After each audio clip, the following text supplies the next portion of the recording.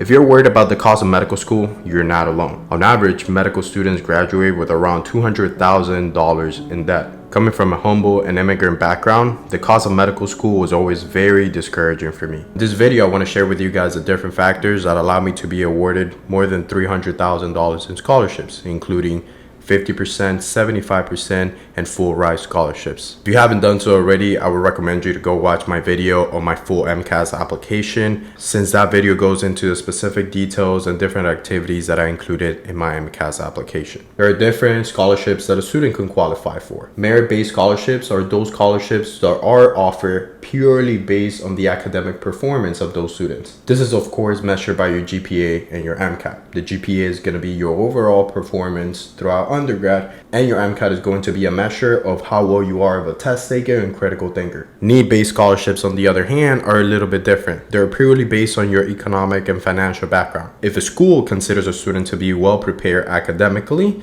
but that comes from an underserved background, they might give a mix of both. As an alternative, students can also apply to the Health Profession Scholarship Program or the Uniform Services if you have a calling to serve your country through the medical field. Unlike undergrad scholarships, students do not apply to these scholarships. First, you need to be accepted, and then the financial aid committee comes together to decide who gets which scholarship. The reality is that receiving these scholarships is very competitive, and only those well-rounded applicants are able to get any type of scholarship. However, let me tell you a couple things that you do have control over to gain these scholarships. Number one, your GPA and your MCAT. It is not surprising to hear that the higher your stats, the higher your chances of getting a scholarship. The specific stats that you need to get a scholarship really depends on the school, but I would really recommend you to score above the average scores for those schools, whether that is your GPA or MCAT. This is one of the reasons why I reschedule my tests. And if you haven't seen my video on the different mistakes that I made on my MCAT, you can go ahead and watch it.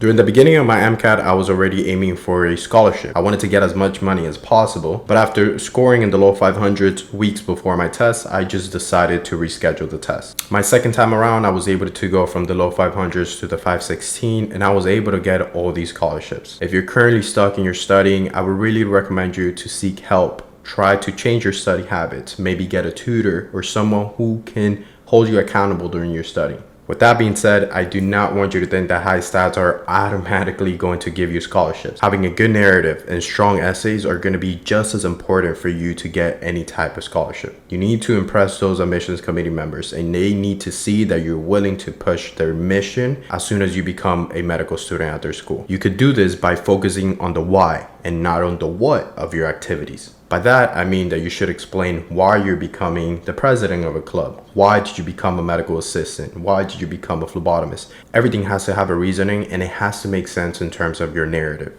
In addition to that, it's not about the quantity of things that you do, but really the quality and the connection that those activities have to yourself. I work with a lot of students, not just with tutoring, but also with the writing part of the application. Whether that is your personal statement, working activities, or your secondary applications, if you're currently struggling, I'm more than happy to help you. The last thing I want to mention is that if you have multiple acceptances, which I understand is a blessing, you can go ahead and negotiate between different medical schools. You can do this by simply sending an email, restating your interest in their program, but telling them that you're also considering different medical schools based on your acceptances. If you're really competitive and they really want you, they're going to offer you even more than those schools are offering you. In general, I would recommend you to become the strongest applicant that you can, not just with your stats, but also through your writing. Admissions committee members are going to pick those who are well-rounded, who are willing to push their mission, and who can do well academically. We're in the middle of the application cycle, and if you guys have any questions, do not hesitate to reach out. Make sure to like and subscribe if you liked the video. I'll see you guys next time.